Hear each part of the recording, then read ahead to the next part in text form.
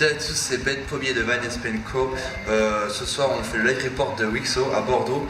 Donc, du coup, on est avec Tristan et Erwan. Bonsoir. On va parler un peu de vos origines. Vous êtes de Montpellier, voilà. Et depuis quand existez-vous et c'est quoi vos influences? On s'est formé, le line-up complet était formé en 2008.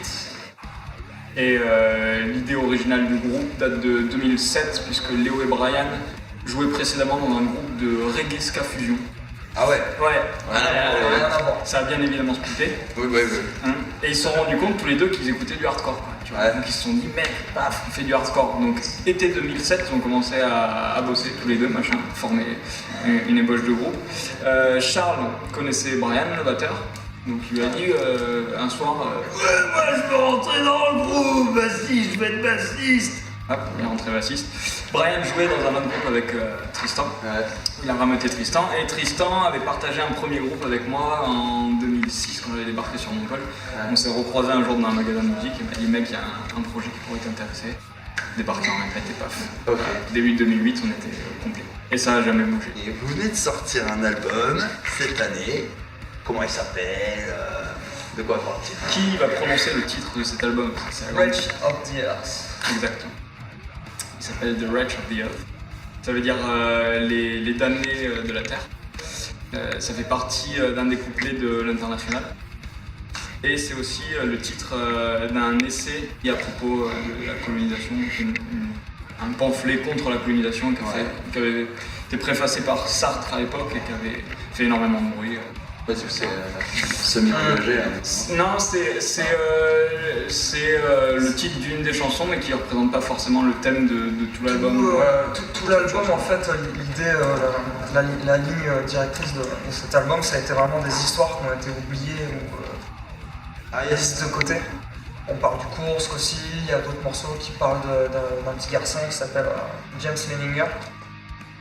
Des histoires un peu à la limite du paranormal. Et tout. Des trucs, genre de trucs qu'on pourrait avoir dans des jeux vidéo. En fait. C'est ça Ouais, qui me je vois. plaît, en fait.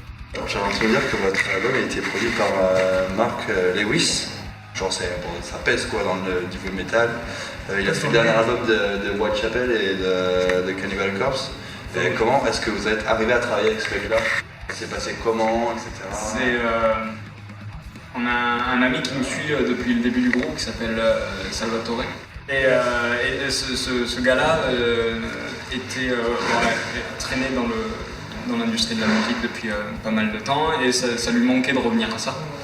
Et il nous a dit les gars, si vous êtes chaud, on fait le prochain album ensemble, mais j'aimerais qu'on le fasse bien. Donc donnez-moi des noms de producteurs avec qui vous aimeriez bosser. Là ça a été l'orgie totale. Je crois qu'il y a eu Terry Date ou des trucs comme ça. On a fait les fous, tiens, pourquoi pas. Et le Suédois, quand il a parlé de tous ses producteurs, il a dit là on a fait avec Tristan, c'était oh putain alors qui c'est qu'on kiffe et tout, parce que Bob et Tristan on a un studio, du coup on a fait, et là ça a été vraiment et Mark Lewis ça a été celui qui a fait l'unité.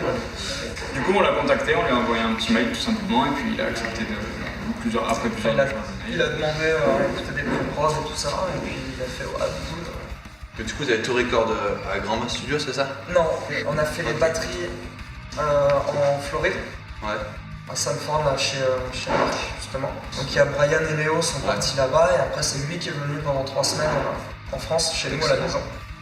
Et du coup, on a fait ça au Chicken Coop Studio, c'est un gros studio à Montpellier. C'est là on a enregistré tout,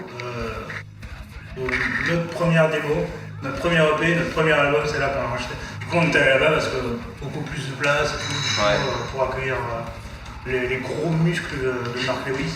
C'était hyper intimidant, mais au final le mec, malgré ses 6 tonnes de muscles et ses 120 mètres de haut, c'est un mec hyper cool, droit dans ses bottes et tout ça.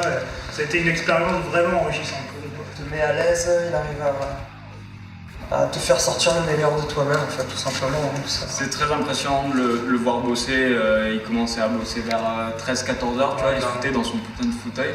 et il en ressortait à minuit quoi. Le mec avait pas bougé, c'était une espèce de machine de travail et il nous a poussé dans des retranchements invraisemblables quoi, tu vois, au niveau de l'accordage, au niveau de la précision des riffs, etc. C'était...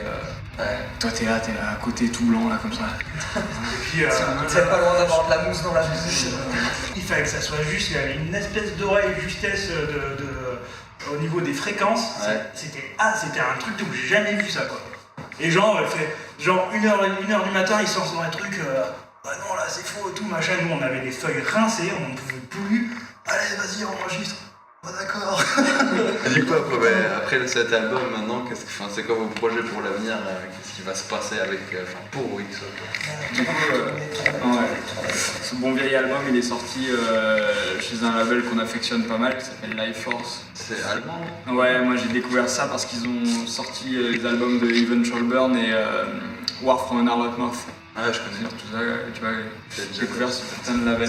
Et c'est un gars qui bosse depuis des années sur ce truc-là qui s'appelle Stéphane et qui lâche pas l'affaire, quoi, tu vois. Tout le music business s'est écroulé autour de lui. Lui, il continue à signer des petits groupes de pécores comme nous, quoi. Ouais, ça doit être l'un des derniers mecs qui fait au coup de cœur. Vous êtes parti pour combien d'albums là? Là, c'est un album et après on voit, quoi, tu vois. Et maintenant, il faut tourner. Ok. Ouais, ça c'est le prochain objectif. Vous avez contacté un booker, des conneries comme ça? Ben, on est sur plusieurs pistes, on va continuer à faire le booking à la main nous-mêmes, quoi, tu vois, début 2017 là. Bon bah les gars, merci pour votre temps. Bah merci à vous, C'est copains. bon, les gars.